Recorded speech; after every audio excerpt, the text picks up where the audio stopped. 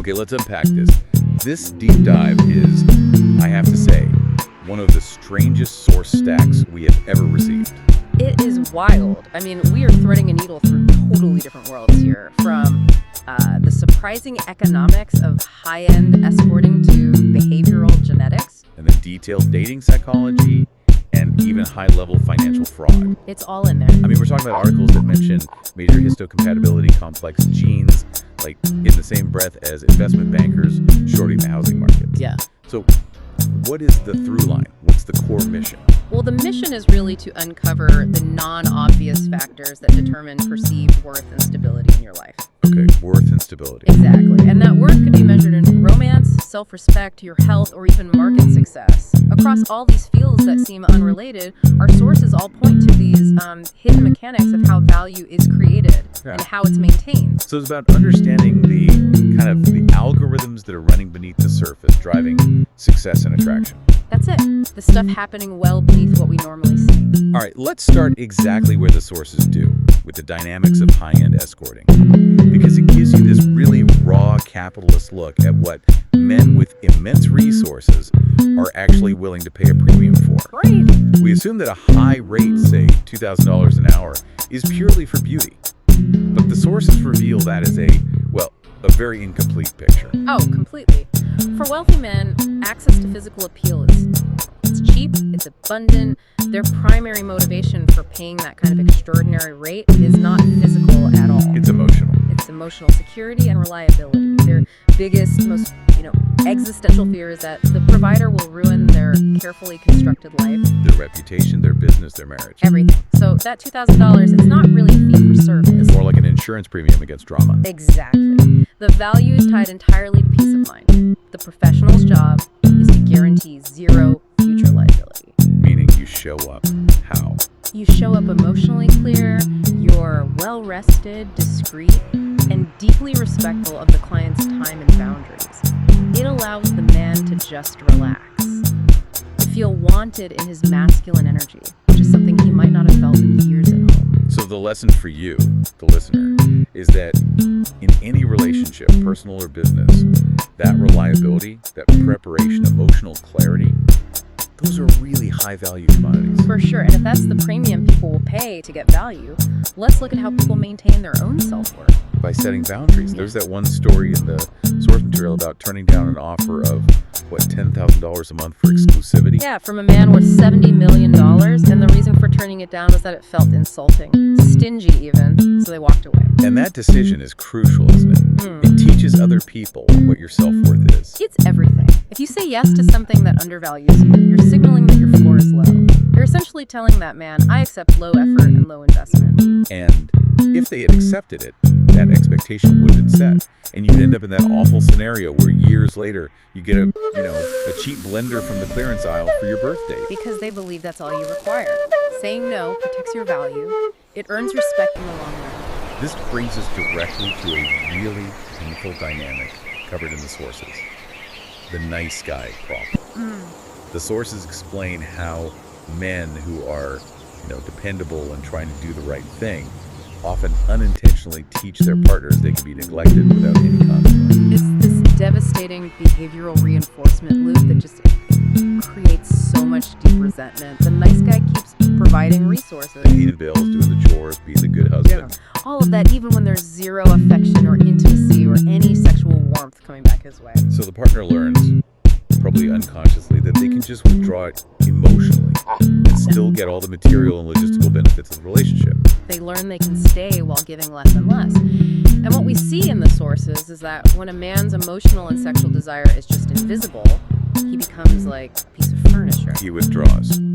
And eventually, he reaches for that connection and warmth somewhere else. Which connects directly to that energetic balance in a relationship. Exactly. The sources talk a lot about the magnetic power of feminine energy. Right, that a woman controls the relationship effortlessly when she is soft, warm, and secure. Yeah, and the sources also touched on this idea of hyper-independence in women, viewing it less as a strength. And more as a trauma response. Can you elaborate on that a bit? It's really crucial context. Hyper-independence is often this deep, learned defense mechanism. It's rooted rooted in a belief that, partners always let me down, so I have to do everything myself. Which is pragmatic in some ways, but in a romantic dynamic. It blocks a true masculine man from feeling needed.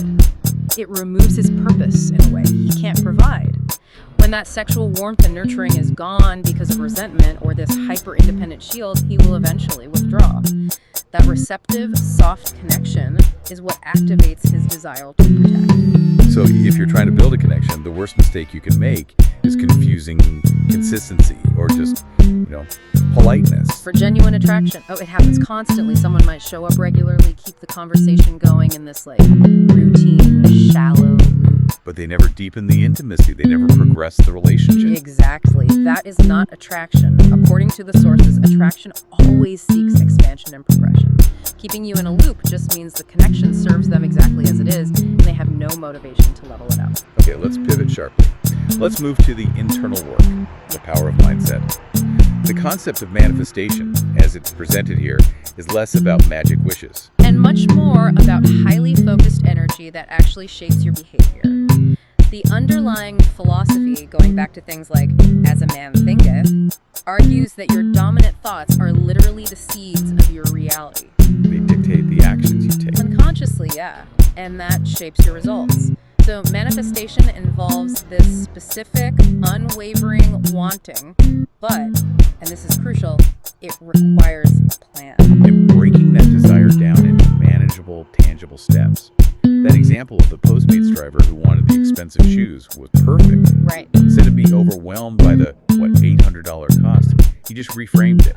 He committed to doing one extra delivery every single day to put the money aside. It wasn't magic. It was focused effort driven by a clear internal vision. That's the key. Manageable milestones create consistent action. And the other important technique is gratitude, but used proactively. Yes. To truly manifest, you give thanks for what you want as if you already have it, rather than constantly asking for it. Because asking just reinforces the belief that you lack. Exactly. You're shifting your internal state from scarcity to possession. We also looked at the power of emotional processing. Sure. The sources talk about trauma and trapped negative emotions as, physical blocks that need to be removed. Yeah, the metaphor they use is so helpful. Trapped negative emotions, unaddressed traumas, they're like a glass of water that eventually overflows. And spills over into physical or mental disease. Right. So releasing this emotional energy, just becoming conscious of the stress you're holding, is essential. It removes blocks to abundance. The source likened it to demagnetizing a credit card. You wipe the negative data that's blocking the flow. So let's bring this internal work back to relationships, because this is where it gets really, really interesting. The shift into high-value self-respect. What's the true cost of honoring your boundaries? Well, the critical realization is this. Love that requires you to disappear or to shrink yourself is not love. It's control. It's an unsustainable demand. Totally. And when you stop shrinking and you start honoring your boundaries, the people who benefited from your old way of being, from your over-functioning and your lack of no's, they will call you difficult. Or they'll say, you've changed. You've changed, and that must be incredibly painful. So how does the source guide us through that specific conflict? When someone you love accuses you of changing for the worse. Well, the sources are very clear on this. They're reacting to the loss of access, not to some failing on your part. High-value feminine energy, in this scenario, doesn't argue. It doesn't chase for clarity or beg for reassurance. It creates distance. It creates distance, it's self-respect. It steps away when something consistently doesn't feel right and lets the other person feel the consequence of that boundary. And this internal stability, the self-mastery, it has a direct hardline link to the expert take on male commitment.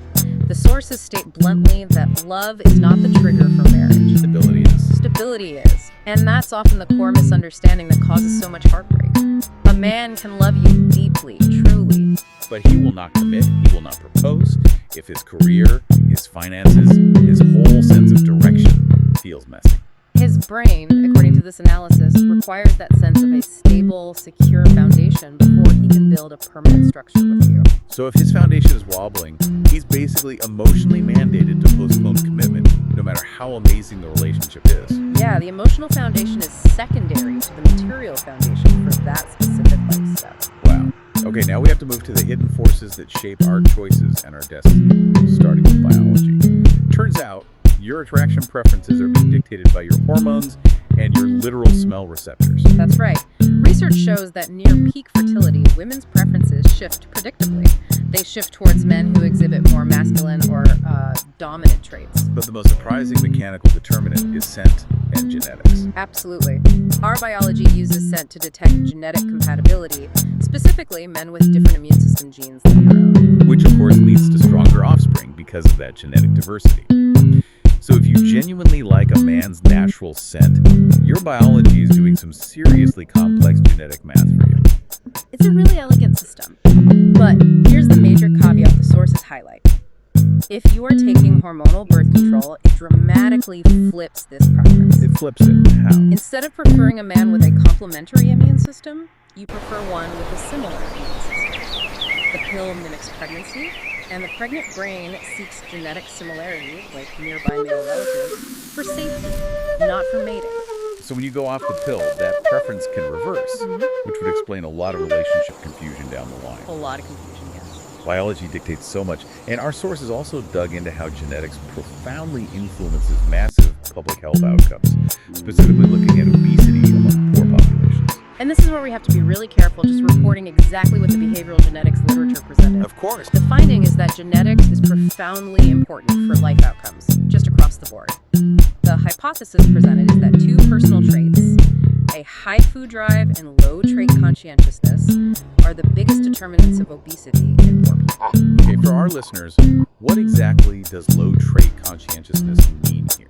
So conscientiousness is the personality trait that covers impulse control, diligence, orderliness, planning for the future. Got it. The sources argue that in our modern world, where affordable, hyper-palatable food is everywhere, having a high food drive combined with low conscientiousness is a powerful, unforgiving environmental multiplier. So you're biologically programmed to want the food, and then you're psychologically less equipped to stop yourself. That's the argument.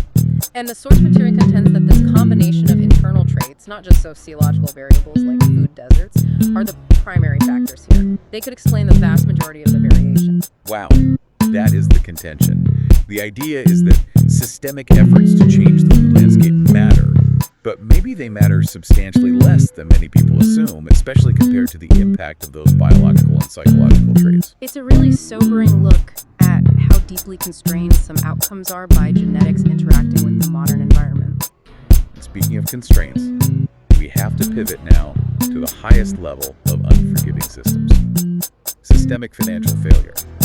Let's look at the 2008 financial crisis as it's described in the source material. Yeah, this is where these huge, complex systems just override individual effort. The sources describe the banks engaging in massive fraud and, well, stupidity. Specifically by creating and then shorting the housing market with these complex instruments, credit default swaps. Right. They're essentially betting against their own customers. So when the crisis hit, the taxpayer bailed them out. What was the end game, according to the source material? The outcome was that the banks took the bailout money, they immediately paid themselves enormous bonuses. They successfully lobbied Congress to kill any meaningful reform and oversight. And then, according to this analysis, they blamed immigrants and poor people for the housing collapse that they started. That puts the whole struggle for self-mastery in such sharp relief, doesn't it? Yeah. You can work meticulously on your boundaries, your thoughts, your body. But you are constantly running into these powerful systems, whether it's your own biological programming or rigged economics, that are often just ruthlessly designed to extract value from you. Exactly. It highlights the vast difference between the controllable internal world where you set your value and the ruthless, unforgiving external world where your value is constantly under assault by algorithms, biology, and economic structures. So what does this all mean? I think it means that the core of personal value isn't arbitrary. It's defined by maintaining your internal peace and these ironclad boundaries, which other people recognize externally, whether it's in a relationship or a business. And if you just give yourself away, the system, whether it's a partner or a bank, will take everything you offer. And then ask for more. But this personal effort, it's not happening in a vacuum. It's constantly intercepting with these powerful, often unseen forces. Biological programming, psychological conditioning, rigged economic systems. Your value is dynamic. It's constantly being tested. So here's the final thought. If attraction, health, and financial security are all shaped by these deep unconscious mechanics, from the immune genes we smell to the stability threshold required for commitment, How much of what we call destiny is actually just the outcome of biological and societal algorithms we haven't learned to hack yet? That is a big question, and it's something for you to consider. What is the hidden programming that's dictating outcomes in your own life?